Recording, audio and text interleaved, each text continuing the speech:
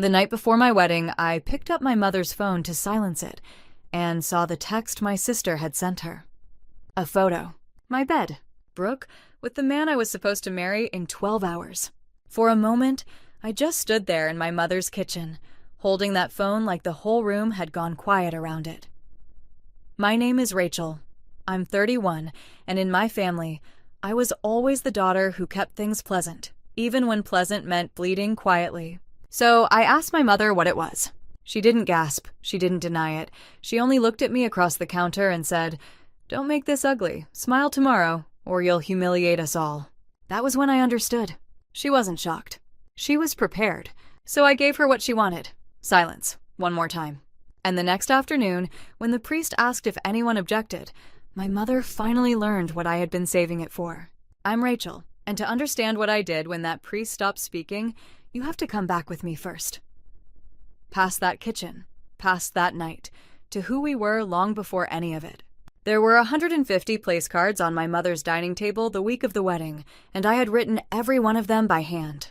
My mother liked things done a certain way, and over the years, a certain way had quietly become Rachel's way, because I was the one who did them. I addressed the envelopes. I confirmed the florist twice. I built the seating chart so that the people who didn't speak anymore sat a polite distance apart, because I was the one who remembered who those people were. When the caterer texted my mother a question about the final head count, it was my thumb that answered. Her phone buzzed on the counter, and she slid it across to me without looking up from her tea. "You handle it, Rachel," she said. So I handled it. I typed in the same 4 digits I'd used since I was a teenager, back when she'd pass me the phone in the car and tell me to deal with whatever was making noise. The screen opened for me the way it always did.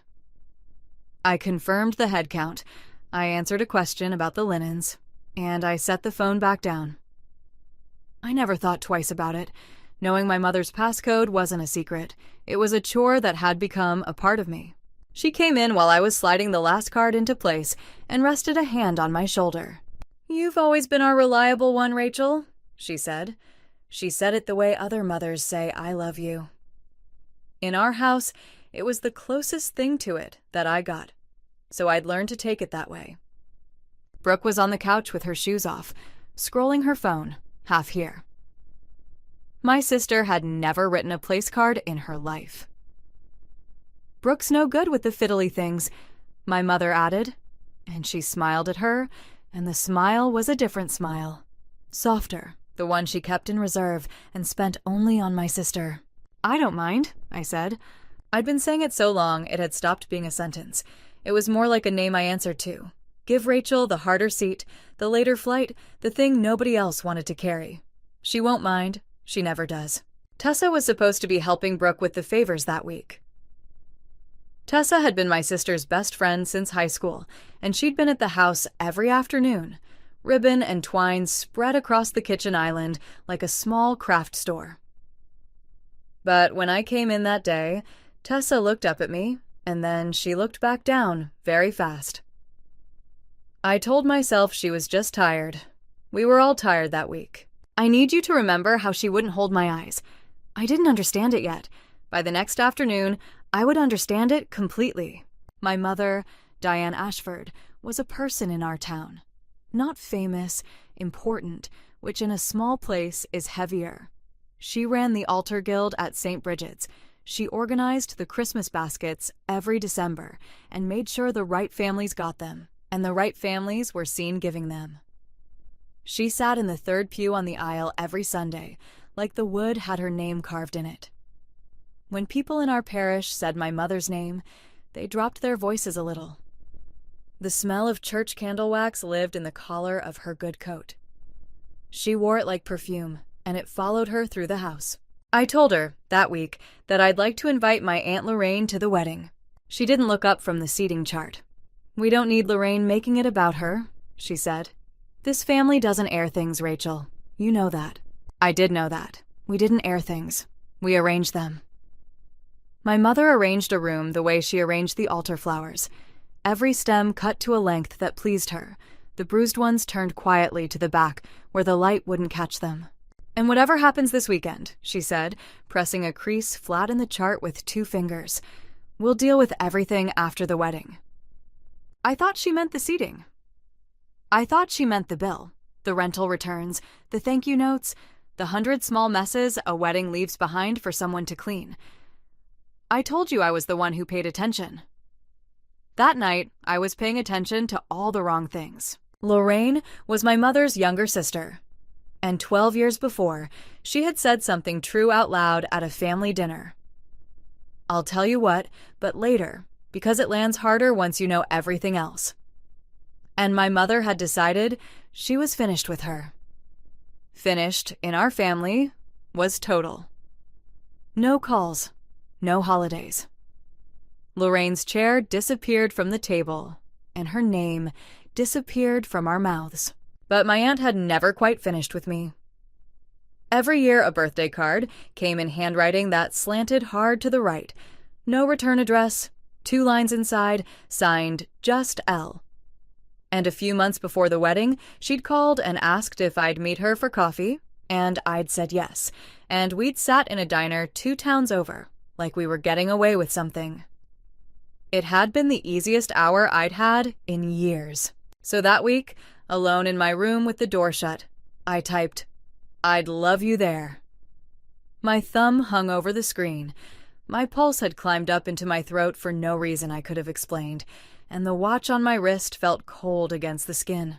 The reply came back fast. "Are you sure? Your mother—" "I'm sure," I wrote. "Then I'll come," she wrote. I hit send before I could stop myself. Down the hall, I heard my mother laugh at something Brooke said, and Brooke laughed back, the easy, private laughter of the 2 of them, and I realized I hadn't actually seen much of my sister that week. Brooke kept coming home late. "Work," she'd say, or traffic, and drift up the stairs without quite meeting anyone's eyes either. I didn't ask where she'd been. I should have asked where she'd been. Here's the thing nobody tells you about being the easy daughter. There's no ceremony for it. No one sits you down and assigns you the job. It happens the way water finds the low ground, slowly, and then like it was always going to. When I was a child, if a glass broke in our house, the question was never who did it. The question was who would say they did it, because saying so ended the shouting faster, and I couldn't stand the shouting. I learned that I could buy quiet, and that I was the one who always had the money on me. I was 16. The afternoon Brooke backed our mother's car into the mailbox at the end of the drive. She stood there going white, and before my mother had finished crossing the lawn, I heard my own voice say, it had been me. I wasn't even old enough for a license yet. It didn't matter. The shouting stopped. That was all I wanted. "Just say it was you, Rachel," my mother told me that evening in the kitchen. Not even angry, almost gentle. "It's easier. Brooke gets so upset and you're steady." "Okay," I said. That okay became my whole childhood. I gave up the window seat, the last slice, the bigger bedroom, the benefit of every doubt. By the time I was grown, I didn't notice I was doing it anymore. Peace was a transaction, and I paid for all of it, and I called the bill love.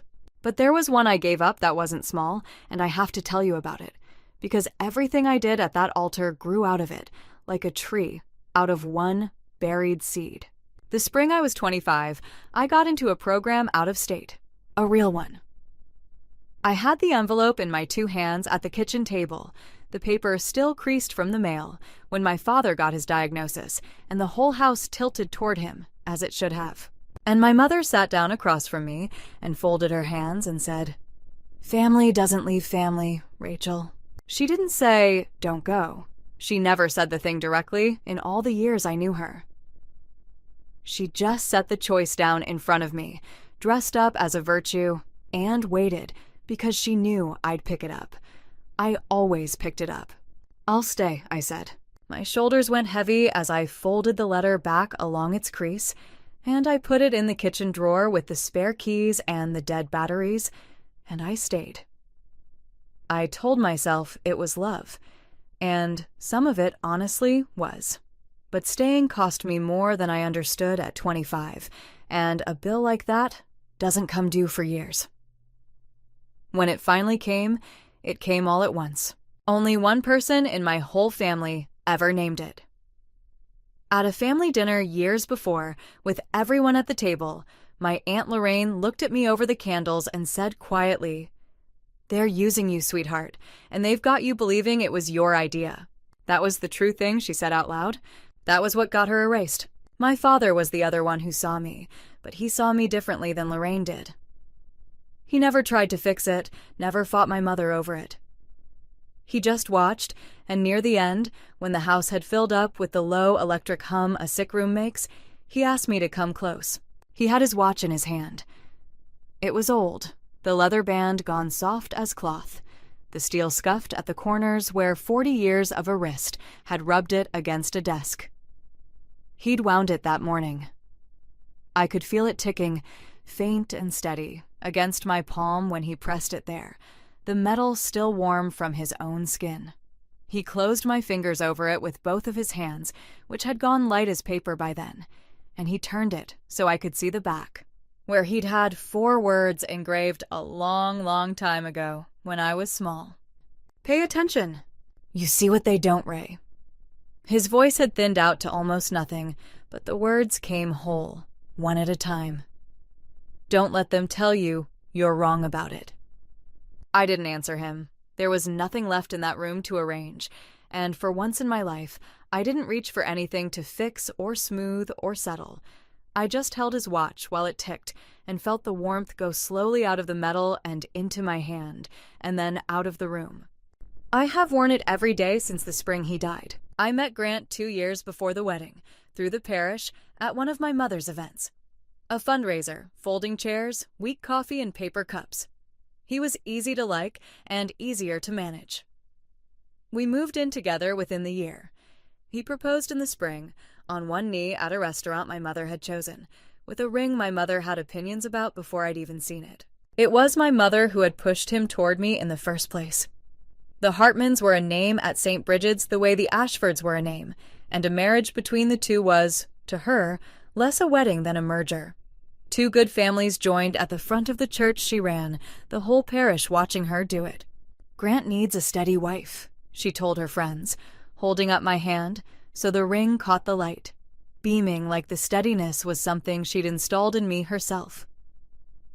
She gripped my fingers once, a little too hard, and leaned close and said, "Do you know what this marriage does for us, Rachel? For us." She said it as if the answer were so obvious it hardly needed saying, and I smiled, because the smile was the money I always had on me, and by then, my face ached from the spending of it. My work took me away a lot. 3 days, 4 days at a stretch. Hotel rooms in cities I never saw past the airport and the conference center. I trusted the people I left behind in that house. I want you to hold on to that as you watch what comes next. I left, and I trusted them, and I came home each time, and never once thought to count the things that had moved while I was gone. It was 11:40 at night, and my mother's phone buzzed against the granite of the kitchen counter. I reached over to silence it. That was all. The screen lit up under my hand, and a message sat there, half opened, and above the message there was a photo. And the photo was a bed I knew, and the 2 people in the bed were my sister and the man I was marrying at noon. The phone was warm in my palm, warm the way a phone is when someone has only just set it down and stepped away. Above the picture, in the thread, one line. "Mom, he says he'll tell her. What do I do?" The room went very far away. I was aware of the refrigerator running, a low, even hum, and then I couldn't hear it at all. I couldn't hear anything. I stood in the middle of my mother's kitchen, holding my mother's phone, and it was as if the whole house had been holding its breath for months, and I had finally walked in on the exhale. The phone was warm. I went cold. I didn't decide to walk down the hall. My feet did it. I was already in the hall before I knew I'd moved, the phone still lit in my hand. I found my mother on her way to bed in her robe, and I held the screen up in the air between us, and I asked her what it was. She looked at it. She looked at me. She took her time. And then she did the thing that broke something the photo hadn't touched. She reached past me to the counter and straightened the dish towel that hung there, folding the edge of it flat with 2 fingers. The same 2 fingers, the same motion she used on creases and seating charts and her sister's good name. "Don't make this ugly, Rachel," she said. "Smile tomorrow, or you'll humiliate us all." "How long have you known?" I asked. She didn't answer. She didn't ask which photo. She didn't ask when, or how long it had been going on, or whether I was all right. A mother who had just learned this, learned it the way I just had, in a single second over a kitchen counter, would have had nothing but questions. My mother had instructions. "Everyone's already coming," she went on, gentler now, as if she were soothing me. "The church is booked. People have flown in. We're not going to throw all of that away over a—" She paused, choosing, "over an unpleasant thing and embarrass this whole family, when we can simply get through tomorrow with our dignity." Our dignity, she said it like a hymn. "Brooke made a mistake," she went on. "Young people make mistakes. The Lord forgives, and so should you, in time, because you've always been the good one. You've always been the steady one." She reached out and tucked a strand of hair behind my ear, as she had when I was small, and her hand was perfectly steady, and the steadiness of it made my stomach drop. Don't throw your whole future away to make a point that no one is asking you to make. I noticed she didn't say his name. Not once. She said Brooke made a mistake, as though Grant had simply been a thing that happened to my sister, a passing weather event, and the only person in that hallway with an actual decision to make was me. "How long?" I said again. She just looked at me, and her face was perfectly calm, and her calm was the worst thing in the room. She wasn't shocked. That told me everything. I want to be honest with you about what I did next, because it is not what you'd expect, and frankly, it is not what I would have predicted of myself either. I didn't cry. I didn't throw the phone. I didn't go back down the hall and scream, the way she half seemed to be braced for. I just looked at my mother for one more second, and then I said very evenly, "Good night," and I turned and went up the stairs to my old room, and I closed the door behind me with both hands, softly, the way you close a door on a sleeping child. I sat down on the edge of the bed I'd slept in as a girl. The springs gave under me with the same small sound they'd made my whole childhood.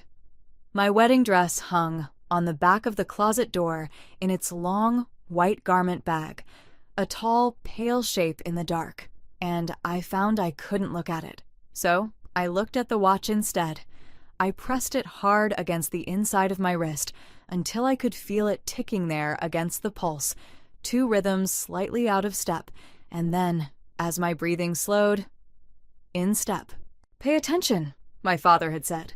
"Okay," I whispered to the dark, empty room. "Okay, pay attention." Down the hall, the light clicked off under my mother's door. The house exhaled. Everyone in it was at peace except me, and I was the only one who knew there was anything to be at peace about. I heard her tread on the stairs. Slow, unhurried, the step of a woman with nothing at all weighing on her conscience. I heard her bedroom door open and click shut. I heard the particular silence that comes over a house when the people in it believe a problem has been put safely away for the night, to be dealt with later, after, when it's convenient. And down in the kitchen, on the counter, where she'd left it, my mother's phone was still lit. She'd gone to bed. She hadn't taken it with her. The house was dark and silent when I came back down, and the only light in the whole kitchen was the small cold rectangle of my mother's phone, face up on the granite where she'd left it, certain past all doubt that I would never touch it. I picked it up. I typed in the 4 digits I'd known since I was a girl in the back of her car. The phone opened the way it always opened for me, because no one in that house had ever once thought to build a wall against the daughter who fixed things. The reliable one doesn't get locked out. That's the whole arrangement. I stood there in the dark a long moment before I opened the thread. Not from fear of the lock. The lock had never been the problem. From knowing that once I read it, I could never unread it. and that the version of me still half holding on to an innocent explanation was about to stop existing.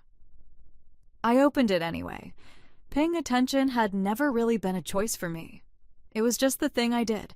I opened the thread between my mother and my sister, and I started to scroll.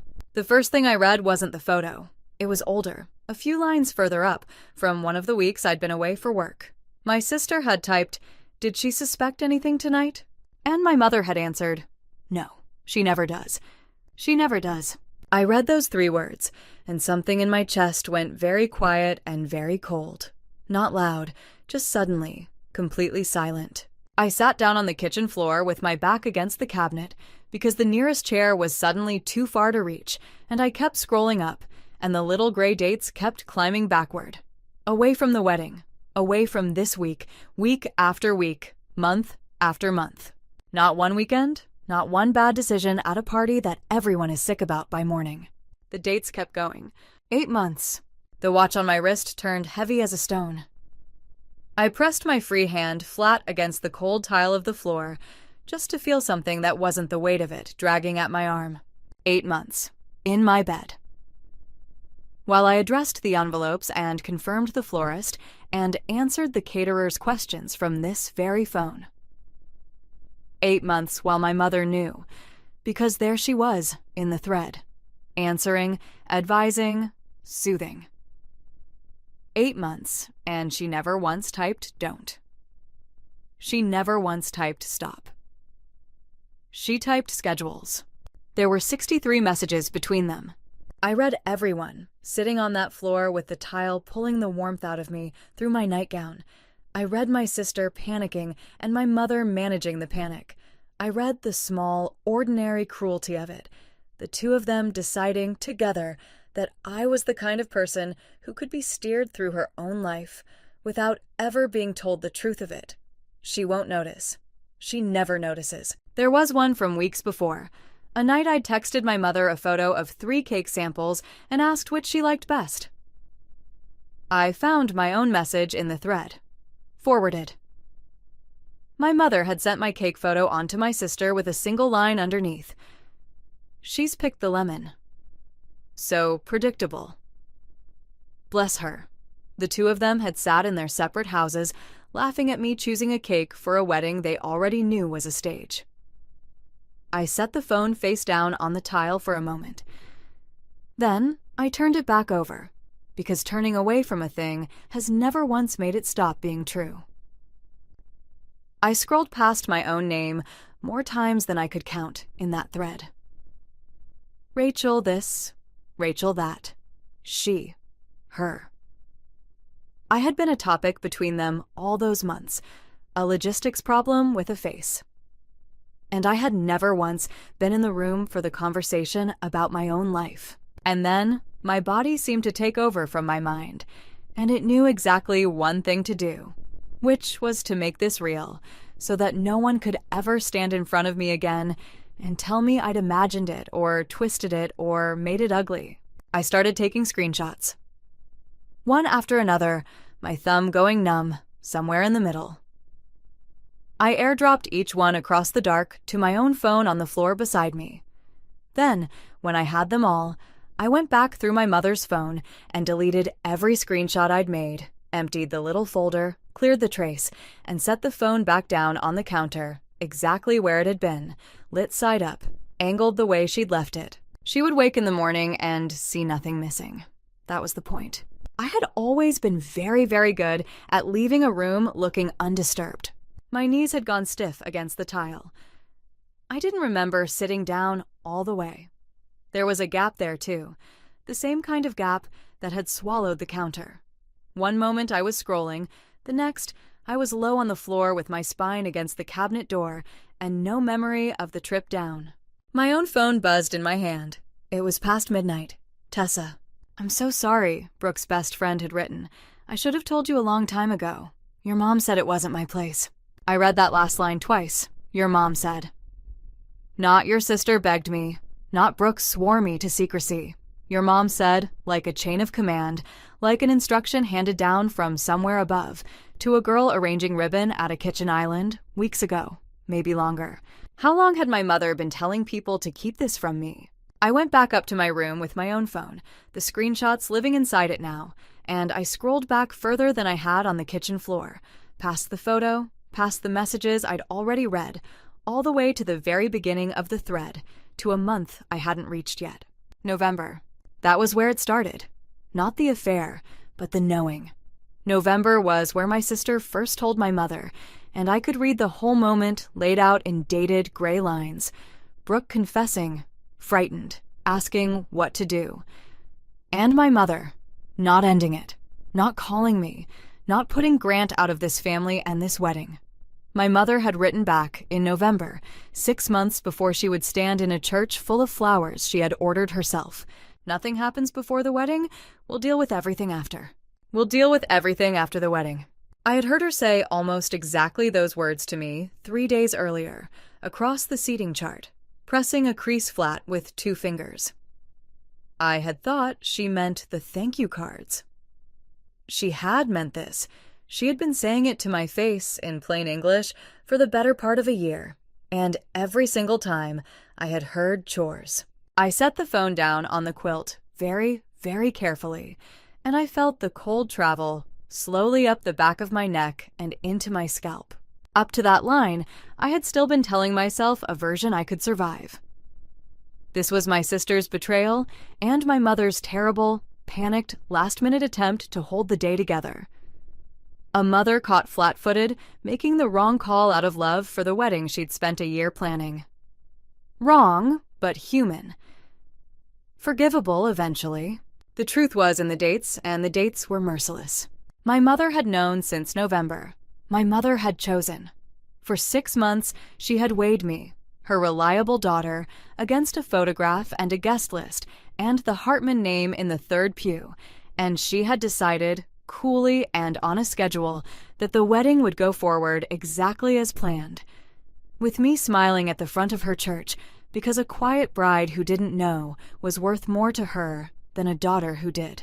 And then the rest of it came clear, the way a dark room comes clear when somebody finally finds the switch. The wedding had to happen because the wedding was the whole point, not Grant. Grant was a suit and a surname and a family in the right pew. Not even my happiness. My happiness had never actually been on the table. I just hadn't noticed the table was set for something else. The wedding was the picture my mother wanted to keep. 2 good families joined at St. Bridget's. Her reliable daughter graciously married in front of everyone she'd ever wanted to impress. The affair was only the ugly stem she planned to snip off and turn to the back of the arrangement. Once the photographs were taken and framed, and the picture was safe. I was not the bride. I was the arrangement. I stopped asking myself what I'd done wrong. For 31 years, I had run that question like a rosary. What did I miss? What could I have done differently? How did I let this happen to me? And there, on that quilt, in the dark, with the dates in front of me, I finally set it down. I hadn't missed anything. They had spent 8 months making certain I wouldn't see. The not seeing was not my failure. It was their work, and they had done it well. Here is where most people, I think, decide to leave. Quietly. Pack a bag, send the man a single cold text, be gone before the music starts, and let the family stand there and explain the empty altar however they like. I thought about it. I want you to know I sat there and thought about it, with the easiest door in the world standing wide open in front of me. But I had grown up inside the telling of stories, and I knew exactly how that one would be told. If I left quietly, my mother would have the floor, and my mother was a master of the floor. By Sunday, there would be a version. Poor Rachel, so fragile, cold feet at the last minute, some kind of breakdown, such a terrible shame, and that poor, poor Grant. She had, it would turn out, already laid the foundation for that exact story. I'd learn how thoroughly in the morning. The truth, kept private, was nothing against my mother's gift for arranging the public. She would cut me to a length that flattered her and turn me to the back where no one looked. There was exactly one place on earth where the truth could not be rearranged. in front of the precise people her entire life had been built to impress. In the third pew and every pew behind it. In the church with her name all but carved into the wood. I pressed the watch flat against my wrist and felt the ticking even out under my fingers. Cold, steady, mine. If I leave quietly, I thought, she gets to tell it. I won't let her tell it. She wanted a smile tomorrow. She would get one. I opened a blank email on my phone, and my thumb hovered over the empty line where the address goes, and I tried to think of the one person in the world I trusted to hold this if my nerve broke before noon. I called my aunt. It was late, but Lorraine picked up on the second ring. "Rachel, what's wrong?" Her voice was rough with sleep and instantly completely awake. "Nothing I can explain over the phone," I said. "I just need you to be there tomorrow. Sit in the back, on the aisle, somewhere I can see you. Can you do that for me?" There was a silence on the line. I could hear her breathing, deciding. "You don't owe anyone a performance, Ray," she said. I wrote it down. On the back of an envelope from the kitchen drawer. The same drawer in the dark. I don't fully know why. I think I just needed those words to exist somewhere outside my own head, where my mother's voice couldn't get at them.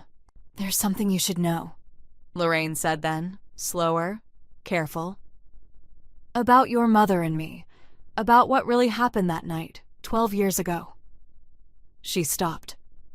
"But not like this. Not over the phone at midnight. Find me before tomorrow. Before the church. I'll tell you then. You've come this far with me, all the way into the worst night of my life. So before we walk into that church together, do something for me. Don't tell me yet what you would do in my place. Hold on to that one.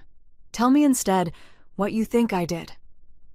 I had 8 months of messages, a sleepless night on a childhood quilt, and a mother who was certain my silence meant yes. In the comments, before you hear it, what was the plan she never saw coming? Tell me, and then come stand beside me at that altar.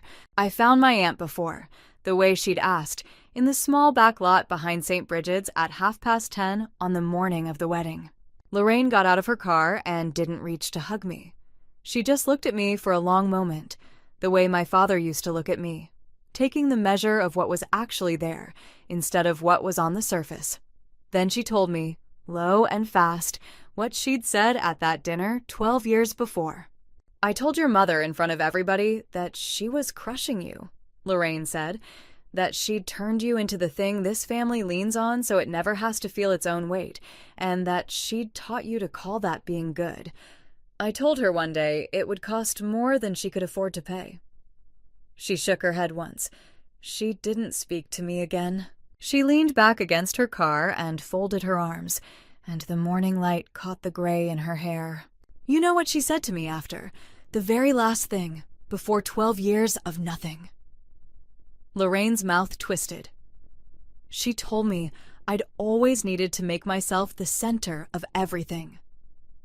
That's the trick of it, Ray. When you finally say the true thing out loud, they don't argue the truth. They can't. So instead, they decide you only said it to be cruel, to be dramatic, to make a scene. She looked at me steadily. She's going to say exactly that about you today.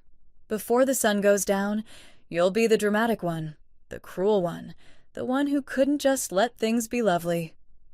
Get ready to be that in their mouths and do it anyway. That's why, I said. It wasn't a question. I'd spent 12 years not knowing, and it had taken her 4 sentences to fill the hole. They didn't cut me off for lying, Rachel.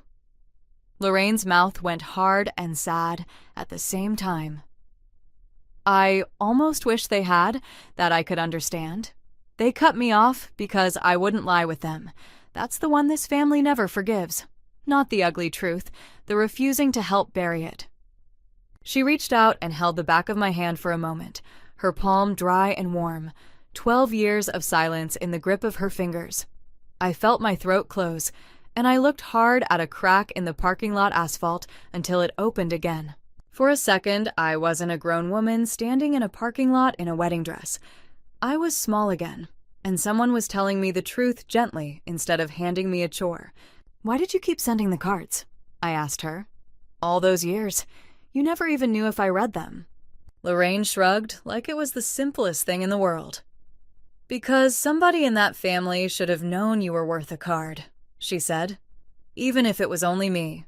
Even if you never once wrote back. So whatever you came here to do," she went on, letting go of my hand, "I need you to be ready for who shows their face once you've done it. People you've smiled at your whole life are going to make a choice in that church. Fast, and not all of them will choose you. Be ready for that part. It's the part that hurts after." I told her I was ready. I wasn't. Not all the way. But I was ready enough. Back in my car, in the lot, I finished the thing I'd left undone at 3 a.m. I attached the screenshots to the email I'd started, and I sent it to myself, and then I sent it to Lorraine, so that the truth would exist in 2 places I could not lose, no matter what happened to me or my phone between then and noon. The subject line said the only honest thing I had room for, in case I lose my nerve. Then I drove to a copy shop that opened early and printed a single page. The worst of it, the November message, my mother's own words with her own date stamped beside them. The paper slid out of the machine, still warm from the rollers. I folded it in 4s, pressing each crease down hard with my thumb, and I slid it into my purse, flat against the lining, where it would ride beside me all the way to the altar. I read the November message one more time on the warm page, in my own car, in plain daylight, where my mother's voice couldn't reach in and tell me I'd read it wrong. The words didn't change. They never do in the daylight. That's the thing about the daylight. It's the one room she could never rearrange. The dress, when I finally put it on in the bridal suite, felt like a costume for a play I had already quit. The room smelled of hairspray and white lilies, too many lilies, the sweetness of them sitting at the back of my throat. A woman I'd hired smoothed my veil into place and stepped back to look at me. "You look so calm," she said. "I am," I told her. And the strange thing, the thing I keep coming back to, is that it was true. Under the long satin glove on my left arm, where not a single person in that church would be able to see it, I had fastened my father's watch against the inside of my wrist. The metal started out cold against my skin. Slowly, through the morning, as I stood and was fussed over and waited, it warmed to me. I practiced nothing in that mirror. No speech. I'd watched my mother rehearse her whole life, every line, every pause, every gracious tilt of the head, and I didn't want a single word of mine to sound rehearsed. I wanted it plain, quiet, impossible to fold and turn to the back. Brooke and my mother had left for the church a full hour ahead of everyone else. "To set a few things up," my mother said on her way out the door. Not looking at me, I let them go without a word. I didn't yet know what that hour would cost them. My mother came into the bridal suite at 11:45, and she stood behind me in the long mirror, and she put both hands on my shoulders, and she found my eyes in the glass. "Today," she said, "we are a family that smiles." Diane Ashford had a particular gift for giving an order so that it landed like a comfort. In the mirror, behind me, I watched her not ask how I'd slept. I watched her not ask whether I was all right. We were past all of that. We had been past it since November. I just hadn't known it until last night. "There are 150 people out in those pews," she went on, smoothing a thread from my shoulder that wasn't there. 2 fingers, the old motion, the one she used on napkins and seating charts, and her sister's name. We spent $32,000 to put them there, and every last one of them drove or flew in to see something lovely today. "You are not going to make this about something small and private," she named the Hartmans then, like a prayer with weight behind it. Grant's mother in the second pew. His grandmother, who had flown in. What would they think? What would the parish think? What would Father Doyle think after everything she'd done for that church? Every sentence she built had other people standing inside it, Not once did she build one with me in it. "And the photo?" I said. I kept my voice level, almost curious. "The thing in November, is that small and private?" Her hands tightened, just slightly, on my shoulders. "We will deal with all of that," she said. "After, with our dignity intact, the way decent people handle a hard thing." She met my eyes again in the glass, and her gaze was very steady, and very certain it had already won. "You're going to walk down that aisle, and you're going to be gracious. You're going to. Not will you. Not can you do this, Rachel, after the night you've had." My mother had never once in my entire life asked me to do the thing she wanted. She announced what I was going to do, and then she behaved exactly as if I had already agreed. And somewhere in the gap between those two things, my whole self had gone quietly missing for 31 years. The face powder itched at my temple. I did not lift a hand to scratch it. I held still, and I watched her in the mirror.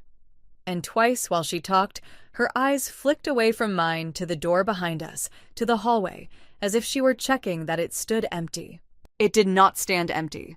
Joan Whitfield had taught the Children's Catechism at St. Bridget's longer than I had been alive, and she was the woman my mother held up to the rest of us as the measure of everything. When my mother wanted to say a thing was decent, what she really said was that Joan Whitfield would approve of it. That morning, Joan had come early, the way she always came early, to arrange the white roses on the altar and in the vestry, because that was a thing she had quietly done at that church for decades. She was just outside the door of the little room beside the bridal suite with roses in her hands when she heard them. She heard my sister's voice first, low and tight. "You're sure we just get through today?" And then my mother's, smooth as a folded napkin. "We smile, Brooke. We always smile. We get through today, and tomorrow. None of it matters." Joan Whitfield went very still by the flowers.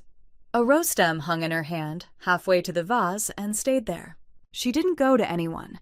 She didn't make a sound.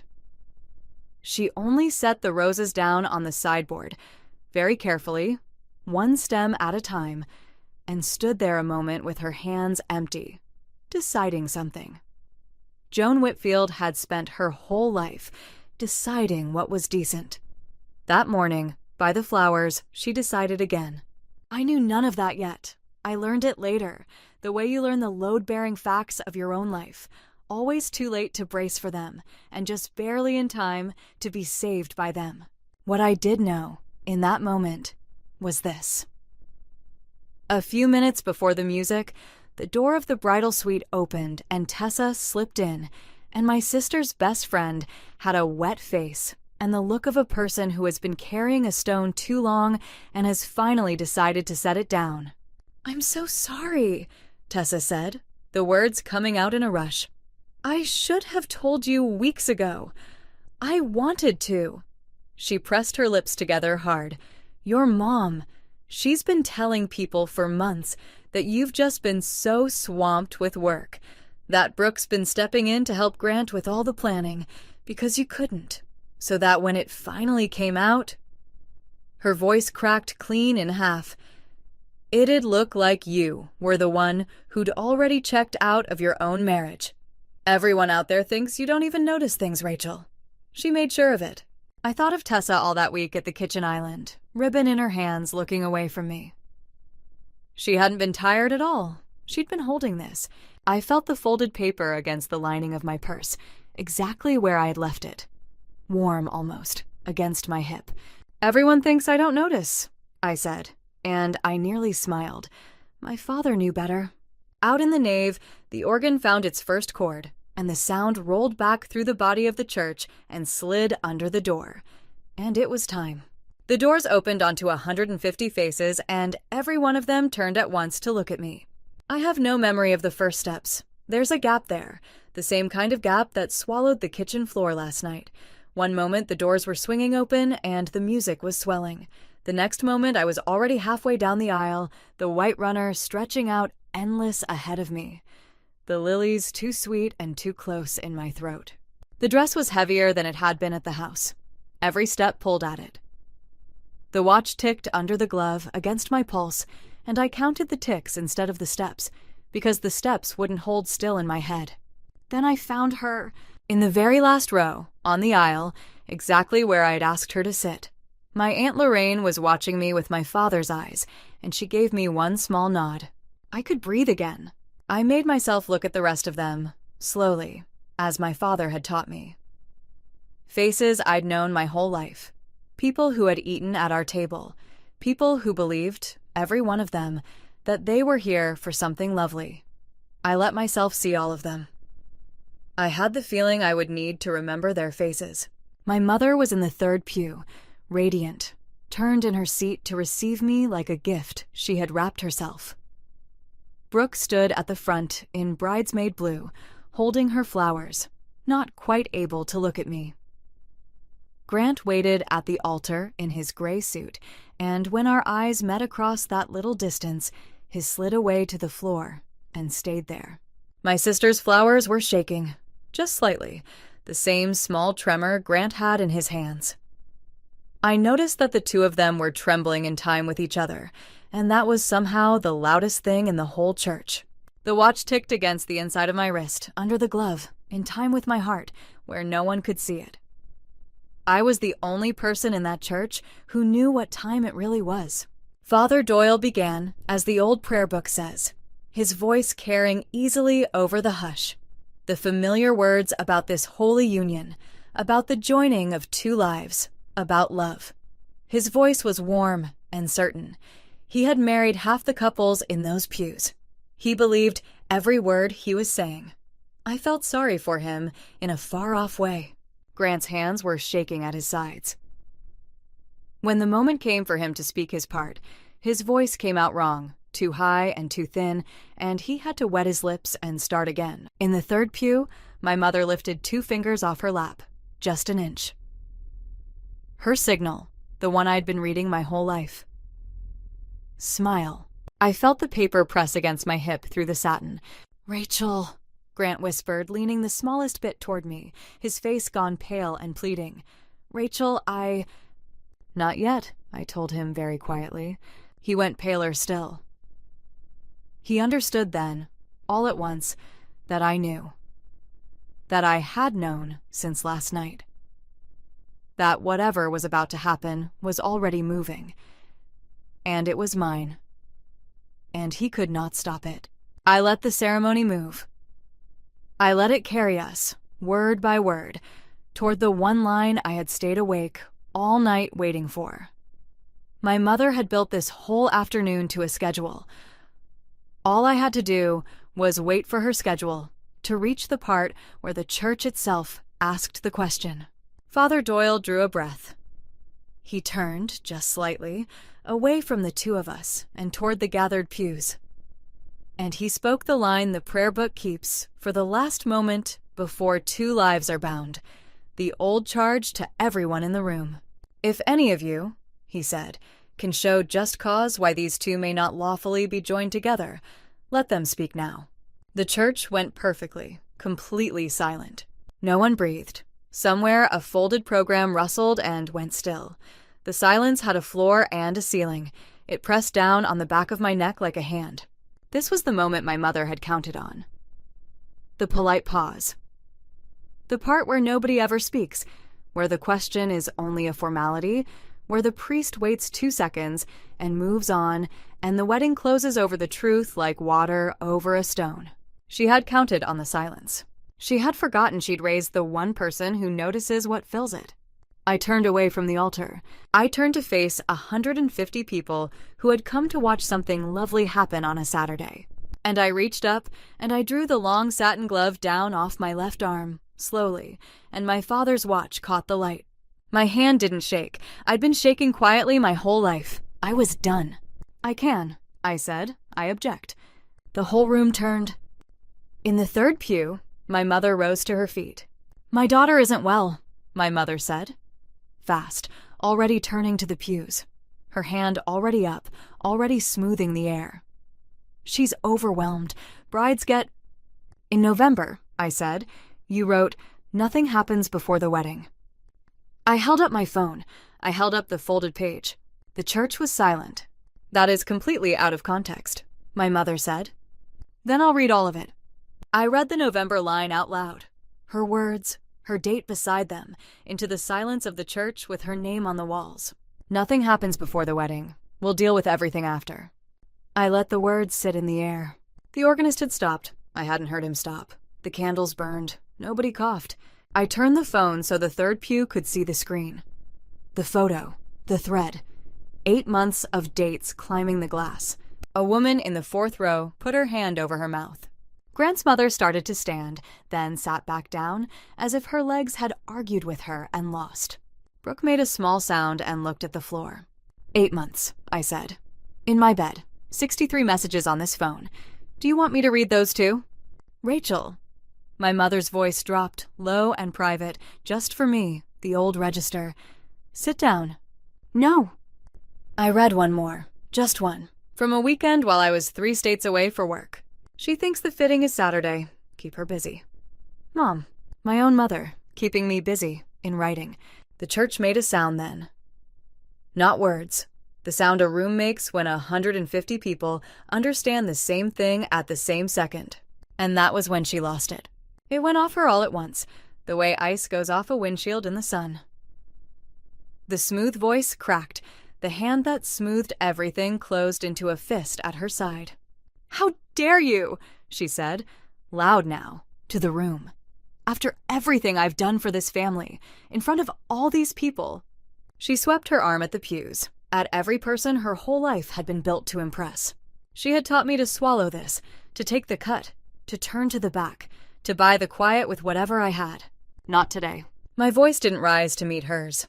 That was the thing she couldn't fight. She was loud, and I was quiet, and quiet was winning in front of every person she had ever wanted to impress. A chair scraped in the middle of the church. Joan Whitfield stood up. She was not my ally. She had never in her life been on anyone's side but the parish's. That was the entire point of her. I heard them this morning, Joan said. Her voice was steady. It carried to the last row. By the flowers, the two of them talking. She looked at my mother. Then she looked at the room. The girl is telling the truth. I heard it myself. My mother turned to her, and there was nothing left in her hands to smooth. 2 women near the front turned to look at my mother. Then a third. The looking had changed direction. All my life, it had flowed toward her, like she pulled it out of a room. Now it pressed on her instead. Grant said my name once, from the altar behind me. Quiet, wrecked. I didn't turn around. He wasn't the point. He had never been the point. I looked at her then. Not the way a daughter looks at her mother. The way you look at a stranger who has been wearing someone you loved. You didn't protect a family, Diane, I said. You sold your daughter to keep a picture pretty. You don't speak for me. Not today. Not ever again. I said it plainly. I didn't shout it. I'd waited my whole life to say it, and I wasn't going to dress it up for her now. I set the ring down on the open prayer book, in front of the priest. Somewhere behind me, a pew emptied, then another. People were leaving, slowly, stunned, not in anger. Somewhere there was a reception waiting, with my handwriting on every place card, and no one left to sit down to it. I turned my back on the altar. For once, the whole room looked at her. If you have ever been the one who finally said it out loud, the thing your family ordered you to keep pleasant, the truth you carried alone because telling it would make it ugly, then you already know what the next breath feels like. And you know it isn't triumph, not exactly. It's just air. It's the first full breath in a very long time. I would truly love to hear your version of it in the comments, because I read them, and I promise you are not as alone in this as they made you feel. And if this is the kind of story you need more of, the kind that ends with the truth standing up in the light where no one can rearrange it, then subscribe and stay close. Because there's a little more, and the very end of it is the part I would only ever tell you. The light outside the church was almost rude after the dimness of the nave. Bright, ordinary, traffic moving along the road as though nothing in the world had just ended on the other side of those doors. My Aunt Lorraine was waiting at the bottom of the steps. She didn't say a single word about any of it. She just held out her arm, and I took it, and the two of us walked away from St. Bridget's together. Two women who had each refused, in our own separate decade, to lie with that family. We didn't talk much on the drive. She turned the radio down low and let me watch the town go past. The diner 2 towns over where we'd hidden over coffee, the turn toward St. Bridget's that we didn't take. I kept one hand flat over the watch in my lap the whole way. "Your father would know you," she said when we finally stopped. "Right now, the way you are right now, he'd know you." "He would." That was enough. She looked at me, and there was something in her face that hadn't been there in 12 years. A door we had both stopped trying long ago, swinging open easy in the bright afternoon. 10 days later, I was sitting at Lorraine's kitchen table with a mug of tea going cold between my hands, inside a life that was suddenly, terrifyingly, entirely my own. I had not spoken to my mother since the church. I had decided I wouldn't. Not until any words between us could mean something other than an instruction. She had left messages. I hadn't answered them. For the first time in my life, the silence between us was mine to keep. And I held it the way she had always held things. Carefully, deliberately, turned exactly the way I wanted it. Brooke had texted too. So had Grant. I read none of them, not out of cruelty. I'd spent my whole life answering the second anyone's name lit up my screen, fixing it, smoothing it, making it pleasant. I was learning slowly that I was allowed to let a thing buzz and not pick it up. My wrist had felt bare for days. The old leather band on my father's watch had finally given out, worn through at last after all those years, and I'd been carrying the watch loose in my coat pocket like a smooth, warm stone. Lorraine reached across the table, took it out of my hand, and fastened it back onto my wrist herself, working the small worn clasp with 2 fingers until it caught and held. The metal was warm against my skin, where it had ridden in my pocket all morning. Warm the way it had been the night my father first pressed it into my open palm and closed my fingers over it. My father told me to pay attention. I finally did. To myself. The metal was warm now. So was I.